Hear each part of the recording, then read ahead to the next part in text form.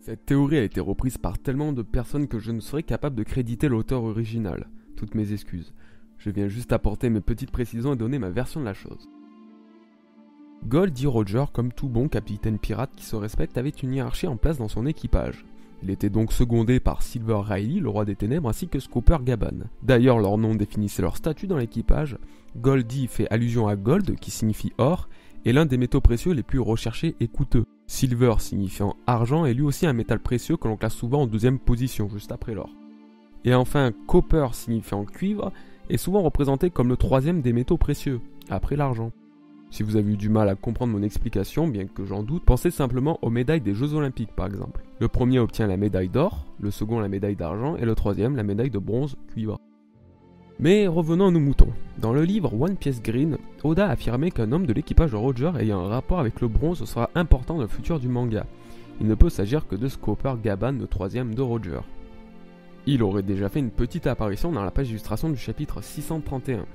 Dans cette illustration, nous pouvons voir Crocus échanger une coupe de ce qui semble être du saké avec un mystérieux inconnu portant un kaza, chapeau typique du pays de Wano. Alors bon, étant donné qu'il se trouve de dos, nous ne pourrons pas affirmer non plus à 100% qu'il s'agisse réellement de Gaban.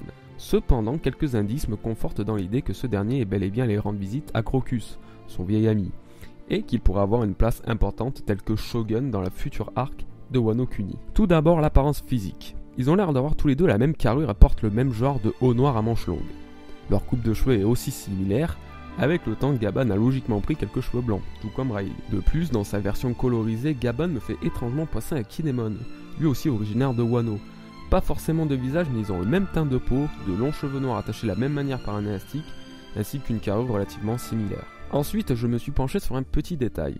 Cette bouteille que tient Crocus est quasi similaire à celle que Riley boit dans l'archipel de Samondi. L'étiquette a l'air sensiblement différente, mais la forme et la couleur restent parfaitement identiques. Je pense qu'Oda a encore utilisé le concept de foreshadowing et qui veut simplement nous faire comprendre que Crocus, Riley et ce mystérieux personnage ont un lien. On peut donc s'imaginer que ce qu'ils boivent était leur boisson préférée lorsqu'ils naviguaient tous ensemble avec Roger.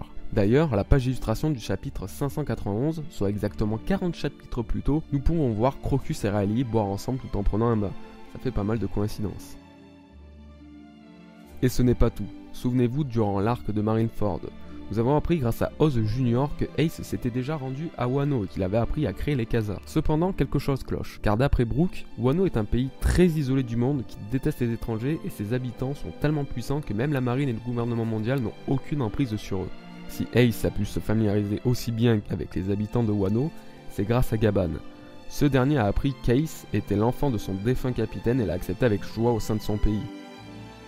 Il y a de très grandes chances que ce soit lui qui entraîne les Mugiwara lors d'une éventuelle prochaine ellipse, qui se passera avant la grande guerre finale, opposant la marine aux grands pirates et le gouvernement mondial aux révolutionnaires. Pour moi, ça ne fait aucun doute que Scooper Gaban sera un élément clé durant l'arc de Wano, et que c'est bien celui qui est apparu dans la page d'illustration 631.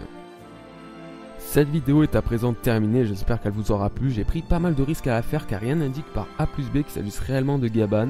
Faut juste avoir l'esprit un peu ouvert et aimer spéculer sur le futur de ce manga qui a encore tant à nous offrir. Je vous souhaite une très bonne fin d'année, je vous remercie pour votre fidélité. Vous êtes déjà plus de 1700 à me suivre sur YouTube, c'est un truc de dingue.